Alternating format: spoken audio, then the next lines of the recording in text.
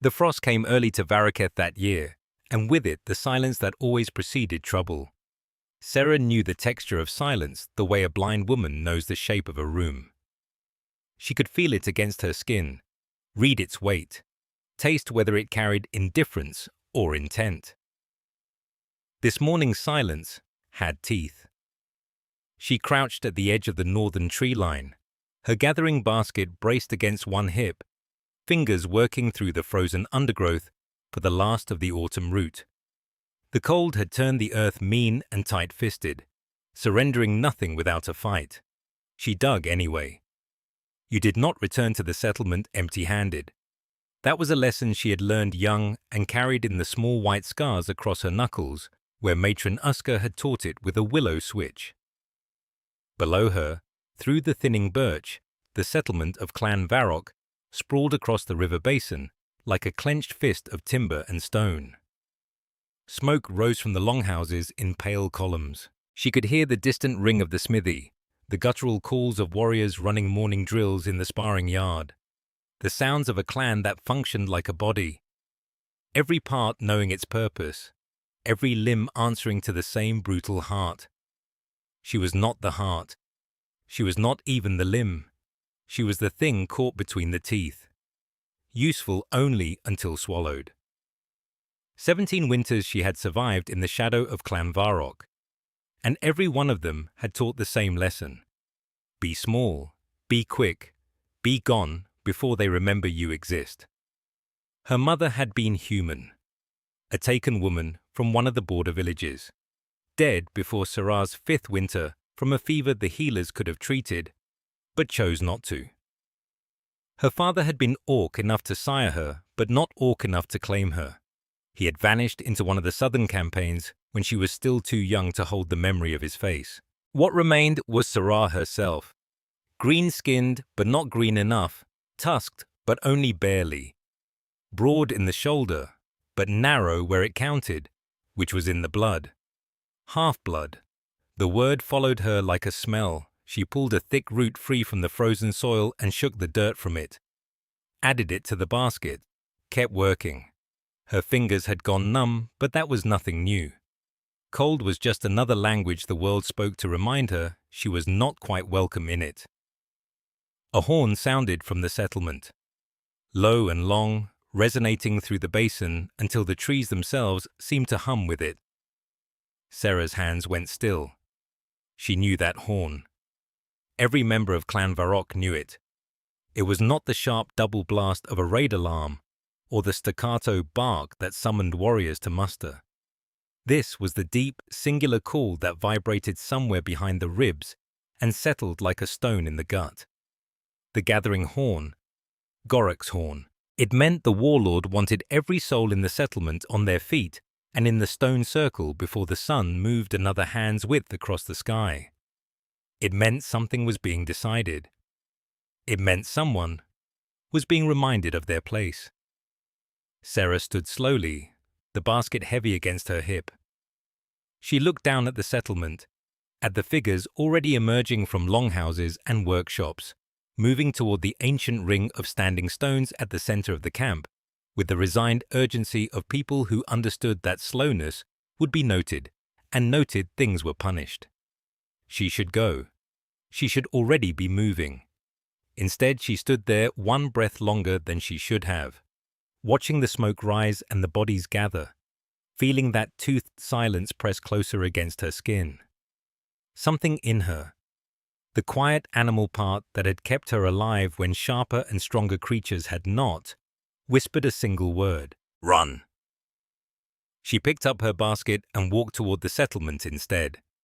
Because that was what crows did among wolves. They stayed close, they stayed low, and they prayed the wolves had already eaten. The stone circle had stood since before Clan Varrock had a name. Whoever had dragged those slabs upright and planted them in the frozen earth had done so with the understanding that some places needed to feel like teeth. The stones rose jagged and dark against the evening sky, firelight crawling across their surfaces like something alive and hungry, and between them gathered every breathing soul the clan could muster. Sarah kept her eyes on the ground. She had learned the precise angle at which to hold her head so that she could still watch the world through the dark curtain of her hair without anyone thinking she was watching at all. A useful trick. Perhaps the only useful trick she had ever mastered. The drums had stopped. That was the worst part. When the drums were beating, you could hide inside the rhythm, let it swallow your heartbeat, let it carry you forward, without thinking. But Gorak liked silence, the way other chiefs liked gold. He liked what it did to people, how it made them smaller. One by one they went. Warriors first, because warriors always went first, dropping to their knees with practiced violence, forehead striking earth like a second drumbeat. Their oaths rang out sharp and sure. Then the smiths, the bone setters, the hide workers, each one kneeling, each one speaking the old words that tasted like iron and meant something close to, "I am yours to break." Sarah counted the bodies ahead of her. 12, then 9, then 6.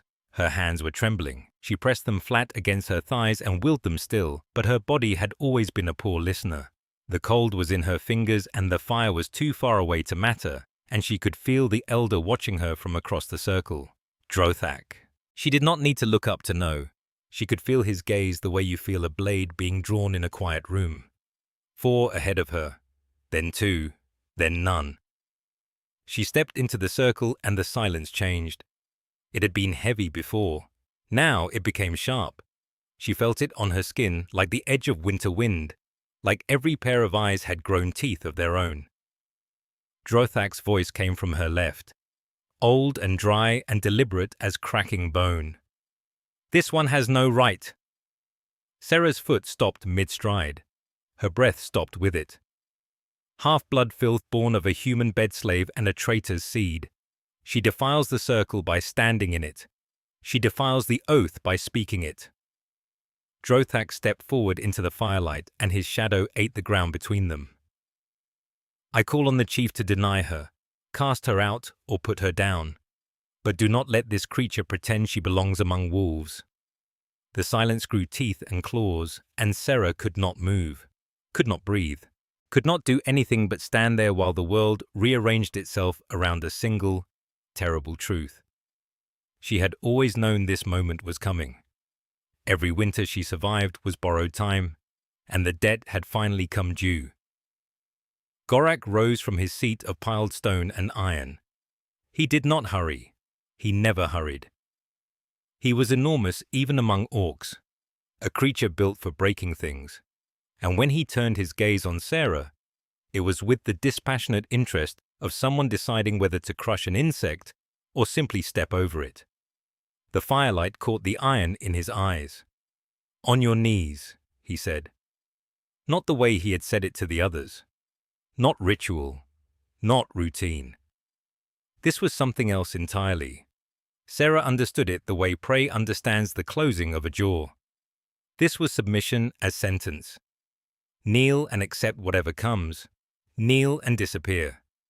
Her knees began to bend, because what else could she do? What else had she ever done? The ground reached up to meet her, and the cold stone waited, and Sarah thought, with a clarity that surprised her, this is how it ends for crows. Her knees never touched the earth. He came from the tree line like a rumor made flesh. Later, Sarah would try to remember the exact moment she first saw him, and she would find the memory slippery, half-formed, as though he had not so much arrived as simply materialized from the smoke and the gathering dark. One heartbeat, the space between her and Gorak was empty air and firelight. The next, a man stood in it, human. Tall for his kind, broader across the shoulders than the word human usually implied among the Varrock, where the term conjured images of thin-boned merchants and pale-skinned prisoners shivering in iron cages. This one was neither thin nor shivering. He wore road dust like a second skin, his clothing patched and sun-faded to the color of old bark, and he carried no weapon that she could see, no war banner, no clan markings, nothing that announced allegiance or intention or even the basic survival instinct that should have kept any sane creature from walking uninvited into a stone circle full of orcs. He simply walked forward, through the outer ring of standing warriors, past the elders, past the fire. Each step unhurried, each footfall deliberate, as though the packed earth of the circle was a road he had traveled 1,000 times before and found unremarkable. Sarah was still on her knees. The cold had seeped through the leather at her shins and into the bone beneath, and her forehead hovered a hand's width above the ground, where Gorak's silence had left her suspended between obedience and annihilation. She saw the stranger's boots first, scarred leather, well made once, long ago, now held together by stubbornness and careful stitching. They stopped directly in front of her, close enough that she could have reached out and touched them. Then the boots turned, faced away from her, toward Gorak. He had put himself between them. The audacity of it was so complete, so incomprehensible, that for a long moment nobody moved. Sarah heard Tormund suck in a breath somewhere behind her, heard the creak of leather as warriors shifted their weight, hands drifting towards the weapons out of pure instinct. The fire popped and sent a spiral of sparks upward into the dark. And still nobody spoke, because the sheer wrongness of what was happening had stolen language from every throat in the circle. A human. Unmarked. Unnamed. Standing in the sacred ground of Clan Varrock, during a submission rite, placing his body between the chief and a half-blood who had already been told to kneel. Gorak's expression did not change. That was the most terrifying part. His yellow eyes moved from Sarah to the stranger with the slow, mechanical precision of a predator recalculating the distance to prey. His massive hand remained where it had been, resting on the pommel of the great axe strapped across his back, fingers loose. He did not need to grip it. Everyone in the circle knew how fast those fingers could close. The stranger seemed to know it too, and he did not move. "She won't be kneeling." His voice reached Sarah as though from a great distance, though he stood close enough that she could smell him. Wood smoke, pine resin, the faint iron tang of old travel. The words were conversational, almost gentle, as though he were declining an offer of ale, rather than countermanding the will of a warlord who had killed his own brother for less. Not today. Not to this.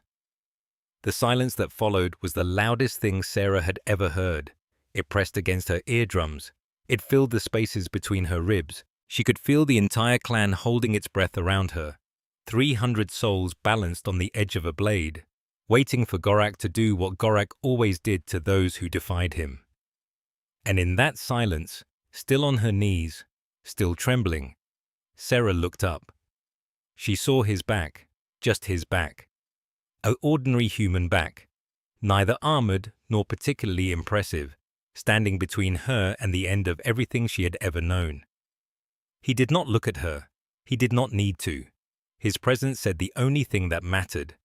I am here, and I am not moving. Sarah's mother had died in the space between two breaths, and the clan had not paused long enough to notice. She had been human, fully, irrevocably human. A woman taken during a border raid when Sarah was too young to remember anything but the smell of smoke and the sound of her mother's voice, singing words in a language no one else in Varrock understood. The clan had kept her because Sarah's father, a mid-ranking warrior named Torvek, had claimed her as spoil. That was his right. No one questioned it. No one respected it either. Torvek had died 3 winters later in a skirmish that barely warranted a war song. A minor territorial dispute. An arrow through the throat. Quick and meaningless. And with his death, whatever thin protection his name had offered evaporated like morning frost on stone. Sarah's mother had lasted 6 more years. 6 years of hauling water and scrubbing hides and eating last and sleeping in the coldest corner of the communal shelter. 6 years of being called nothing. Not her name. Not even an insult worth remembering. Just nothing. A silence where a person should have been. She died during the thaw. A cough that became a rattle, that became a stillness. Sarah had been 11, old enough to understand what was happening, young enough to believe someone might help if she asked. She had asked. No one helped. The body was burned with the refuse pile. Not out of cruelty, exactly. Out of indifference, which Sarah had learned was worse. Cruelty at least required someone to see you. After that, Sarah had belonged to no one and nothing. A half-blood orphan with skin the wrong shade of green and tusks that curved like apologies. The gatherers took her in because gatherers took in anything that could carry a basket and keep its mouth shut. She was good at both. She learned the forest the way a hunted thing learns the forest. By necessity, by terror, by the slow accumulation of knowledge that meant the difference between eating and starving. Which routes were safe? Which streams ran clean after rain? Where the thornberry grew thick enough to fill a satchel in an hour? Where the wolves denned in winter and the ground wasp nested in summer? She learned the clan the same way. Which elders would cuff her if she passed too close? Which warriors saw her as furniture? And which saw her as something to kick when the ale soured their mood? Where to stand during gatherings so that no one's gaze would catch on her? How to walk without sound, how to breathe without weight. The elder who had spoken against her tonight, Rokash, with his yellowed tusks and his voice like grinding stone, he had been one of the loudest voices against her mother's presence all those years ago. He had never forgiven Torvek for the transgression of wanting a human woman. And he had certainly never forgiven that transgression for producing a living, breathing reminder that walked among them and dared to eat their food and breathe their air. Impure blood. The word sat in Sarah's chest like swallowed iron. She knew what she was. She had always known. The knowing was not the wound was that the knowing never stopped mattering. Every winter she survived, she thought perhaps the fact of her existence would become mundane enough to ignore. And every winter, something reminded her that she was a splinter the clan could not stop tonguing. Tonight, kneeling in the dirt with the fire throwing shadows across Gorek's iron expression, she had felt the full weight of it. Every year of silence, every lowered gaze, every meal eaten standing because there was no place for her at any table. And then the stranger had stepped between her and that weight, as though it were a simple thing. As though standing in the path of an avalanche required nothing more than the decision to do it. She did not understand him. She was not sure she wanted to. Understanding meant hoping, and hoping in Varrock was the most dangerous thing a half-blood girl could do. The fire had burned low by the time the camp settled into something resembling quiet. Not peace.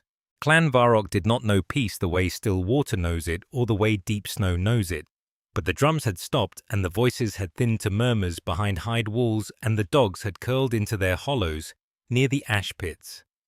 That was close enough.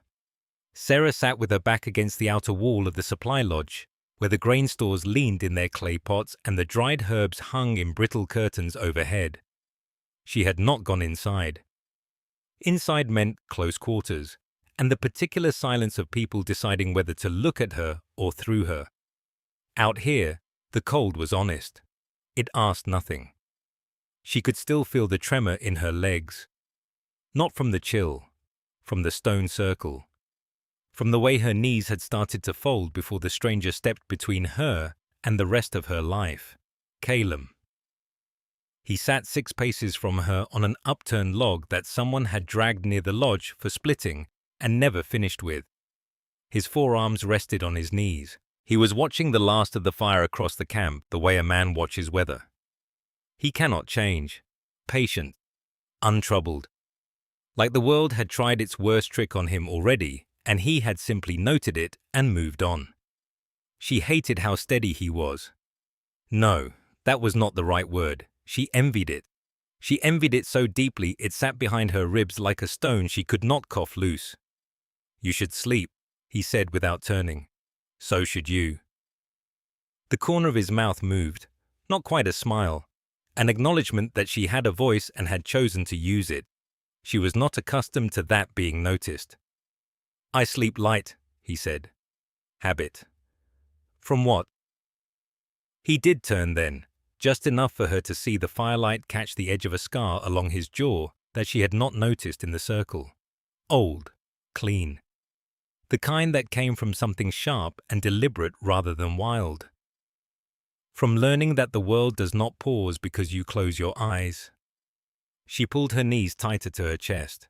The hide wrap she had taken from the lodge smelled of smoke and sage and something older. She pressed her face into it briefly, breathed. Gorak will not forget what you did. I would be disappointed if he did. You do not understand. Forgetting is how people survive here. He remembers a slight the way rock remembers rain. It does not wash away. It wears the shape deeper. Calum was quiet for a moment. Then he nodded slowly, as though she had told him something that confirmed a thing he already suspected, but wanted to hear spoken aloud. Then we will need to be harder than rock. We. The word landed strangely. She turned it over in her mind, the way she turned river stones, looking for the ones worth keeping. We implied a thing she had never been part of. A shared wall. A paired stance. She did not know what to do with it, so she set it aside and held onto the warmth of it without examining why. Why did you do it? She had asked before, in the circle, after. He had not answered fully, and she had not pressed because pressing was not something half-bloods did. But the camp was quiet now, and the dark made courage easier. He looked at her, fully, the way no one in Clan Varrock had ever looked at her. Not through, not past, not down, at. Because you were about to kneel, he said, and I could see in your face that you knew it would be the last time you stood back up. The fire across the camp cracked and sent a fist of sparks into the black sky. Sarah watched them rise and vanish and said nothing because there was nothing to say when someone had seen the truest thing about you and named it without flinching. She did not sleep that night, but for the first time in 17 winters, she did not feel alone in her waking. The silence after Calum's words lasted 3 heartbeats. Sarah counted them because counting was something her body knew how to do when her mind had gone white and useless with terror. 1 beat, 2, 3. Then Gorak laughed. It was not a sound that carried warmth. It rolled out of his chest like stones tumbling down a ravine, gathering weight and violence as it went. And every orc in the circle understood what lived inside that laugh. Sarah had heard it once before, years ago, when a young warrior had challenged the chief's decision to burn a rival clan's grain stores. The warrior had been brave. The warrior had been right. The warrior had been buried before sunrise.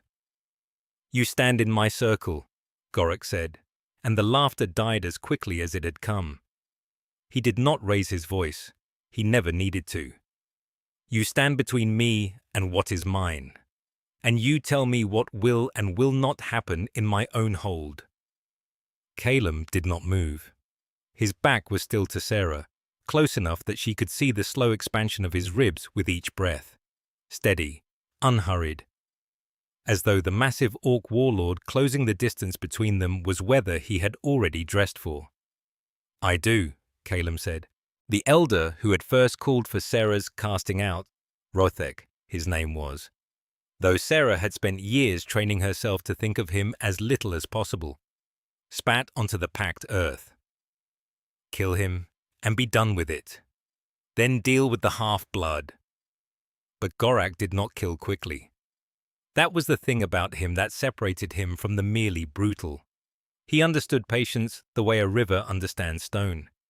He stopped 3 paces from Calum and studied at him with those iron-dark eyes, reading the stranger the way a hunter reads tracks in snow.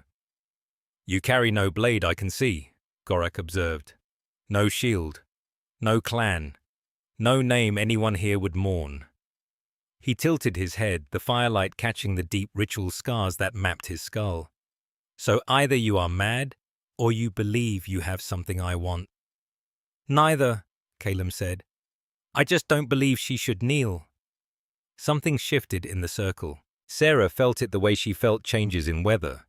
A pressure against the skin, a tightening in the air. The warriors along the perimeter had gone very still.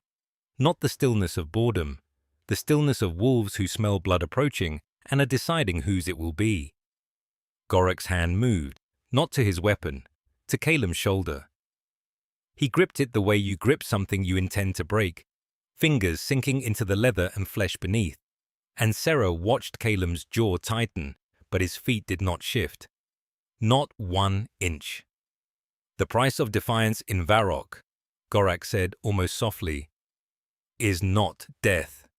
Death is too quick to teach. His grip tightened. Sarah heard something creak. Leather or bone, she could not tell. The price is carrying the weight of what you've challenged. You stand for the half-blood, then you carry her debt, her dishonor, her place. He released Calum's shoulder with a shove that would have sent most men stumbling. Calum absorbed it, rocked back on his heels, and then was still again. If she does not kneel, Gorak continued, turning now to address the circle as much as a stranger, then you do. Not today, every day. Every task the clan deems beneath its lowest member falls to you. You eat last, you sleep outside the fires. You are less than the half-blood, because you chose it. Sarah opened her mouth. To say what, she did not know. Stop. Don't. This isn't yours to carry. But Calum spoke first. Agreed. The word was simple and it ruined everything. Sarah felt it land in her chest like a fist. She did not understand this man. She did not understand why the ground beneath her feet felt less certain than it had before someone had tried to save her. Gorak smiled. It was worse than the laugh. Then welcome to Varrock, Crow. The rain came before dawn, soft and relentless, turning the packed earth of the settlement into something treacherous. Sarah lay awake listening to it drum against the hide roof of the shelter she'd been given. Not her old place among the gatherers. Not the open ground where the clanless slept, but a small lean-to near the eastern wall that belonged to no one and therefore suited her perfectly. She had not slept. Not truly. Every time she closed her eyes, she saw the stone circle, felt the phantom weight of her knees almost touching earth, and then the impossible solidity of a stranger's back blocking out the firelight. 3 days since the gathering. 3 days since Calum had spoken those words and rearranged the architecture of her existence without asking permission. The clan had not settled.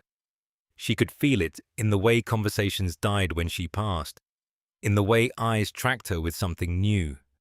Not the usual dismissal, but a wary calculation, as though she had become a problem that required solving. She sat up and pressed her palms against her face. Her tusks caught against the heel of her hand, those useless, half-formed things that had never been enough to mark her as orc, and never small enough to let her pass as human. She had spent her whole life caught in the space between, and now that space had become visible to everyone. Outside, the settlement moved through its morning rituals with the grim efficiency of a machine that did not care whether any single part wanted to participate. Sarah pulled her cloak tight and stepped into the rain. She found Calum where she expected to find him, at the edge of things. He sat beneath the overhang of the old storehouse, sharpening a blade he had borrowed or been given. She wasn't sure which. His movements were unhurried, precise. He did not look up when she approached, but his hand stilled for just a moment, acknowledging her presence the way a hunter acknowledges a shift in the wind. She stood there, rain beading on her shoulders, and said nothing for a long time. He let her have the silence. That was the thing about him that unsettled her most. He never rushed to fill the empty spaces. He inhabited them like they were rooms he'd lived in for years. They don't know what to do with me now, she finally said. They never did. He tested the edge with his thumb. The difference is that now they have to think about it, instead of ignoring it. That's not better. No, he agreed. It's not. She sat down beside him, keeping a careful distance, the way she kept careful distance from everything. The rain intensified, drawing a silver curtain between them and the rest of the world. Gorak hasn't spoken my name since the circle. The elders watch me like I'm a wound that might fester, and the others, She stopped, swallowed. Rena told me yesterday that I should leave before the next moon. She said it like she was doing me a kindness. Caleb set the blade down across his knees. For the first time that morning he looked at her directly, and she was struck again by the stillness in his eyes. Not emptiness. Depth. The kind of quiet that existed at the bottom of very old wells. "What do you want, Sarah?" The question landed like a stone in still water. No one had ever asked her that. Not once in 17 years. What she wanted had never been a relevant variable in the equation of her survival. "I don't know how to answer that." "I know," he said. "That's why I'm asking." The rain fell. Somewhere in the settlement, a hammer rang against iron, steady and purposeful, building or repairing something she could not see. Sarah pulled her knees to her chest and stared out at the grey world and felt, for the first time, the terrifying possibility that she was allowed to want something at all. She did not speak again, neither did he. But she stayed and he let her, and the distance between them grew smaller by the width of a single breath. The fire had burned low by the time the stone circle emptied. Not all at once. They left in clusters, in murmurs, in the shuffling retreat of people who had witnessed something they did not yet have words for. The elder who had spoken against her was among the first to go, his face a mask of swallowed fury, his robes catching on the rough ground as he turned his back on what he could not undo. Gorak lingered longest of those who were not hers. He stood at the far edge of the circle with his arms folded across the slab of his chest, watching Caleb the way a predator watches something it has not yet classified. Not prey, not rival, something new, which was worse than either because it demanded thought rather than instinct. Then the warlord turned and walked into the dark, and the weight of his attention lifted like a hand releasing a throat. Sarah breathed. She had not realized she had been holding it, not just the breath, but everything beneath it. The coiled tension that had lived in her body so long, she had mistaken it for bone. Her hands were trembling.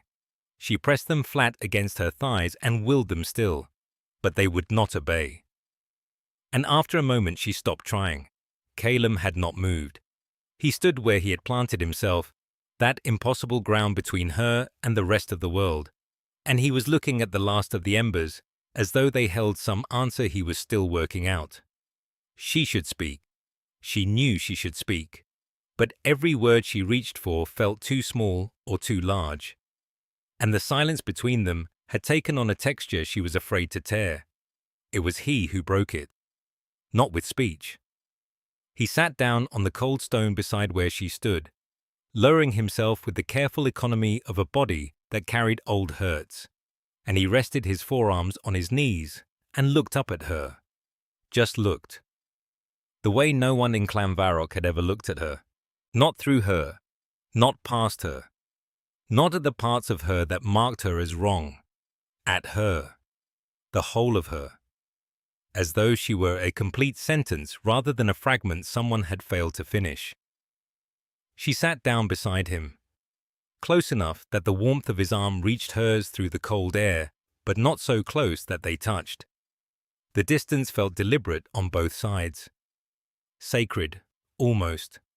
A space left open for something that had not yet been named. The wind moved through the stone circle and carried the last of the smoke skyward. She did not ask him why he had done it. She had asked before in different ways, and he had answered in different ways. And none of the answers had been the real one, because the real one was not something language could carry. It lived in the act itself. In the standing, in the stillness of a man who had walked into a circle of wolves and simply refused to move. She did not ask him what would happen next. She knew what would happen next. Gorak would not forget. The elder would sharpen his grievance into something with edges. The clan would watch her now with new eyes, and new eyes meant new danger, and new danger meant the invisibility she had spent 17 winters perfecting was gone forever. She knew all of this. She felt the shape of it pressing against tomorrow like a fist against a door. But tonight the fire was low and the stones were ancient, and a stranger sat beside her who was no longer quite a stranger, and the oath she had been summoned to speak aloud had been replaced by something she would never speak aloud because it did not require speaking. She leaned into him, just slightly, just enough that her shoulder found his and rested there. He did not pull away. Above them, the sky was thick with stars that had witnessed every oath ever sworn in this circle, and this one, the unspoken one, burned no less bright for its silence.